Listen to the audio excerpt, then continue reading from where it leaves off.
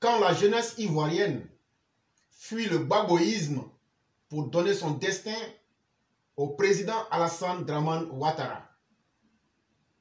La jeunesse ivoirienne s'est arrachée d'elle-même aux griffes sanglantes et à l'emprise aliénante de M. Laurent Gbagbo au terme d'une prise de conscience individuelle et collective après sa terrifiante traversée décennale du tunnel du crime, de la mort et de l'indignité. Ce n'est pas Ouattara qui tente d'arracher la jeunesse ivoirienne à Gbagbo. Comme l'écrit cette une des journaux de propagande de ce parti. C'est la jeunesse ivoirienne elle-même qui s'est arrachée aux griffes sanglantes et aliénantes de M. Laurent Gbagbo, qui ne lui offrait d'autre perspective que le sombre destin d'un enregistrement milicien de chair à canon et d'exécutrice des basses œuvres d'un ethno-nationalisme divisionniste et guerrier.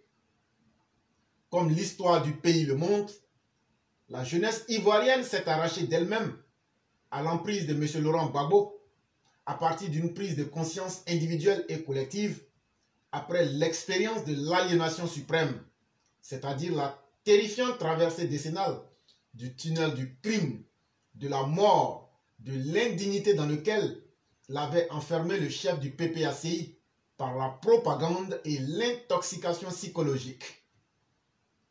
La jeunesse ivoirienne a confié d'elle-même, par un choix libre et responsable, son destin au président Alassane Ouattara, qui lui offrait l'alternative de l'éducation, de l'autonomisation morale et intellectuelle, de la dignité, de l'émancipation personnelle et professionnelle.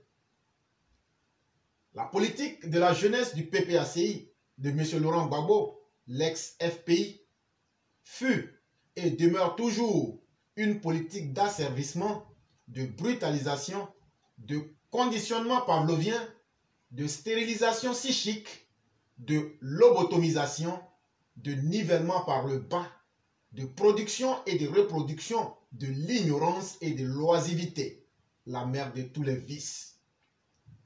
Cette politique de reproduction et de production de la médiocrité au moyen de l'enregistrement milicien de la jeunesse, de sa brutalisation, de sa lobotomisation, est destinée à stériliser les forces vives de la nation, à tuer l'avenir au profit du passé, à reproduire l'autocratie, la tyrannie, la dictature, à assurer la continuité du régime de l'oppression et de l'inégalité contre la démocratie, à folklore le régime de la liberté et de l'égalité.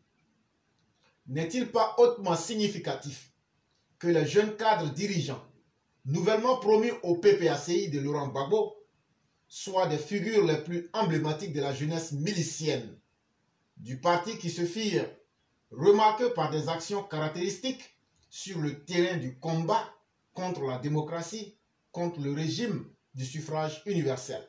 C'est un texte de notre père Alexis Diet.